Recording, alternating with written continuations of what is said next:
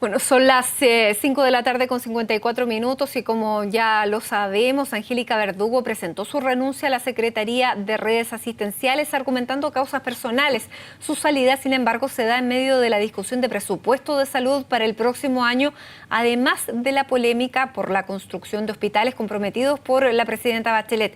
Queremos saber más sobre este y otros temas también y para ello vamos a tomar contacto con el presidente de la Cámara Baja, el diputado del PPD, Marco Antonio Núñez. Diputado, gracias por este contacto. Buenas tardes.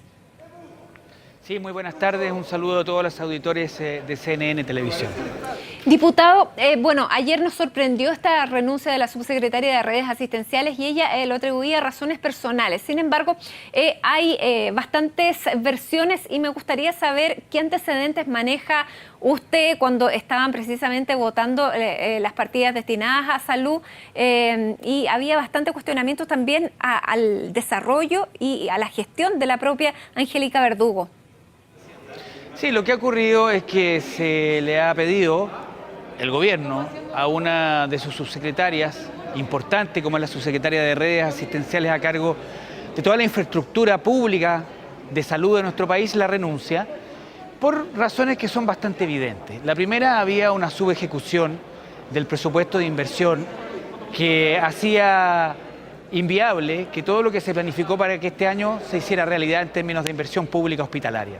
Pero además existían retrasos y anuncios que posponían en algunos casos indefinidamente la construcción de hospitales que son muy importantes y que forman parte de una promesa central de la campaña y de Michelle Bachelet y del Ministerio de Salud. Uno de ellos, por ejemplo, el Hospital Biprovincial Quillota-Petorca, el de Casablanca, el de San Antonio, en la quinta región, que ha motivado que la comunidad exprese su malestar, sus protestas producto de esta decisión. Y este fin de semana existieron acuerdos entre el Ministerio de Hacienda, el Ministerio de Salud, el Ministerio de Desarrollo Social, el Ministerio de Obras Públicas también, por cierto, se construyen hospitales.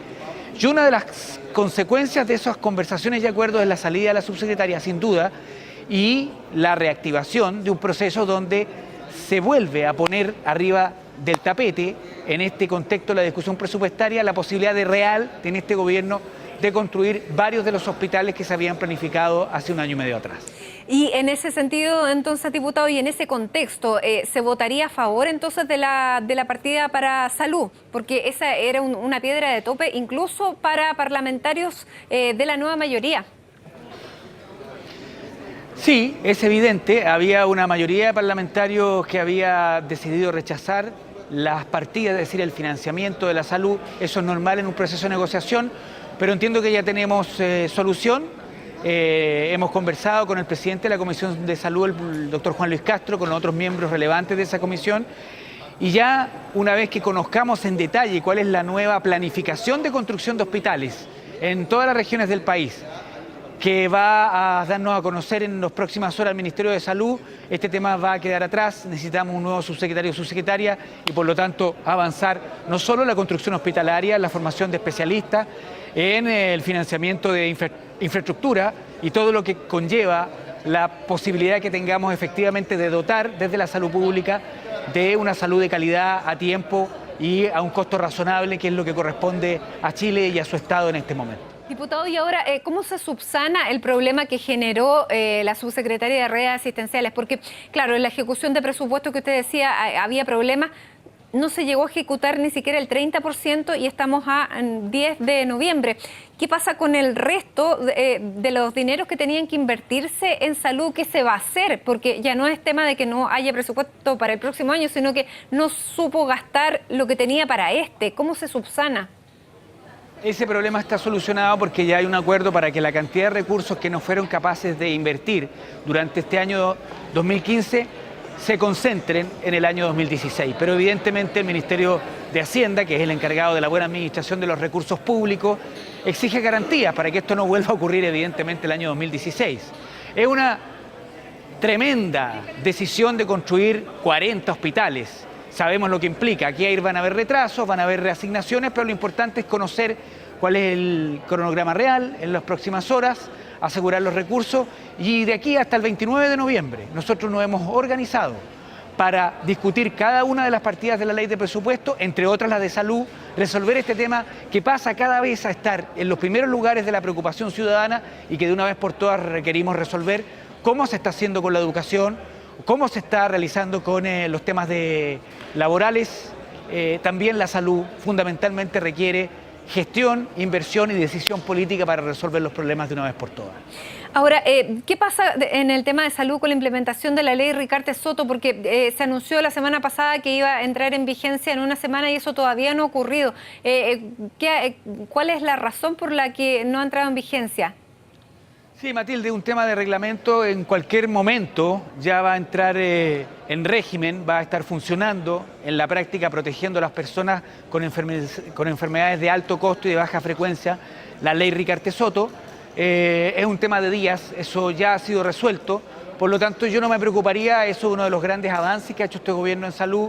Recordemos que todo el año pasado estuvimos discutiendo esa ley, se promulgó y ahora ya está en la fase de implementación y solo faltan algunas semanas para que ya conozcamos a los primeros pacientes reales, que son los beneficiarios y sus familias de la denominada ley Ricartes Soto. Diputado, lo quiero llevar a otro tema y es un tema de país, que es lo que está ocurriendo con las fronteras de nuestro país, tanto con Perú como con Bolivia. Usted fue parte de la delegación que fue a La Haya durante el mes de mayo y me gustaría saber cómo está recibiendo el Parlamento, los signos que ha hecho el Parlamento también peruano para crear un nuevo distrito, eso por una parte, y por el otro, de la arremetida comunicacional internacional con, entre comillas, éxito que ha logrado Evo Morales con las declaraciones de la canciller Merkel y el presidente Hollande. Mire, yo creo efectivamente que Evo Morales y su régimen no han obtenido ninguna victoria. Lo que ha hecho la canciller Merkel en Alemania, el presidente Hollande en Francia, es decir, lo evidente y obvio, que esto es una relación bilateral que debe ser resuelto con diálogo entre ambos países, que es lo que nosotros hemos pedido siempre.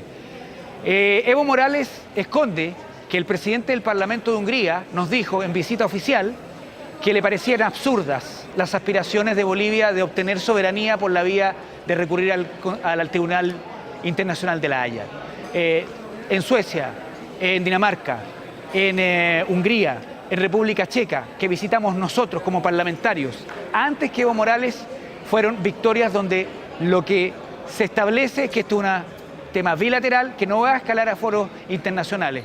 Y bueno, entendamos que Bolivia tiene parlamentarios, diputados supranacionales dedicados el 100% de su tiempo a este tema, recorriendo los foros, y a nosotros nos ha ido mejor finalmente. ¿Por qué? Porque el fallo definitivo en 1 año y medio, en 2 años, en la Corte Internacional de Justicia, va a decir que nos sentemos a conversar y punto. No va a haber soberanía para Bolivia y que lo tengan claro. De esta manera, intentando ganar la simpatía internacional, nosotros vamos a ser muy activos y jamás, nunca, de esta manera va a obtener lo que ellos desean, que es control, soberanía terrestre y marítima sobre el territorio que hoy es chileno y que está regido por un tratado de límites firmado en 1904. La única manera que tiene Evo Morales es sentarse a conversar para resolver estos problemas, pero además que deje de usar la mediterraneidad de Bolivia como un tema doméstico para resolver sus problemas internos, para regirse hasta el año 2024, y todos los temas de exclusión y de pobreza que efectivamente existen en Bolivia se le eche la culpa a que no tiene acceso al mar, porque lo tiene. Está lleno de camiones que van y vienen desde nuestros puertos en el norte, tienen salida con soberanía en Paraná. Llega el momento de decir basta ya, sin ningún complejo, a estas aspiraciones de Evo Morales y su régimen, que en la práctica no llevan a ninguna parte, solo nos complican en nuestras relaciones internacionales, pero nosotros estamos organizados para hacerle frente y defender la soberanía chilena. Sí, diputado, porque más allá de los logros que usted dice que los parlamentarios, usted mismo también, que ha formado parte de estas comisiones, han obtenido en Europa, él logró que la canciller Angela Merkel hablara del tema marítimo en público. Estas cosas no son casuales, y la canciller Angela Merkel es casi el Panzer en Europa, no es menor su apoyo. Sí, pero mire, no lo lea como un apoyo a Bolivia. La canciller Angela Merkel, particularmente ella, como todos los alemanes, entienden que si nosotros retrotraemos a los límites antes de las 2 guerras que hubo en Europa, imagínense lo que pasa con su país. Por lo tanto, Nadie aquí ha puesto en duda ni en tela de juicio los tratados de límites. Se hace un llamado al diálogo bilateral que nosotros respaldamos, lo ha dicho nuestro propio canciller, y por lo tanto esto forma parte de la pirotecnia de las visitas internacionales que hace el presidente de Bolivia, que reitero, no es ninguna victoria objetiva. Aquí no va a haber soberanía para Bolivia mientras sigan en esta situación. Estamos dispuestos a que se abran las embajadas en Santiago y en La Paz, a iniciar un diálogo que ellos suspendieron, que es de 13 puntos. Siempre hemos estado dispuestos a eso, y eso es lo que ha dicho tanto la canciller Merkel como el presidente Hollande, con el cual, el segundo de ellos, con la presidenta Bachelet, conversamos hace 4 o 5 meses atrás en París, en Francia, expresándole además cuál es nuestra posición, también a los parlamentarios y a todas las autoridades en Francia, respecto de las aspiraciones ilegítimas de Bolivia de ocupar territorio chileno. ¿Le parecería una buena idea formar un equipo parlamentario permanente para defender los límites de nuestro país? El día de ayer me reuní con Gabriel Gaspar, que es uno de los embajadores que ha ingresado a fortalecer el equipo que nos defiende en la Corte Internacional de Justicia, y las propias mesas de ambas cámaras. En el Senado, Patricio Walker, y quien le habla aquí en la Cámara de Diputados, hemos asumido, junto a la Comisión de Relaciones Exteriores, que en cada foro, bilateral o multilateral, donde los bolivianos vayan a plantear este tema, nosotros exijamos respeto, que este es un tema bilateral y que no contaminen todos los temas pendientes que tenemos en Latinoamérica con esta aspiración que no tiene ningún destino por la vía que ellos han decidido resolverla, que es la Corte Internacional de Justicia de la Haya. Muy bien, diputado Marco Antonio Núñez, presidente además de la Cámara de Diputados, muchísimas gracias por este contacto a esta hora con CNN Chile, muchísimas gracias por su tiempo, muy buenas tardes. Saludos desde Valparaíso, que estén muy bien. Gracias.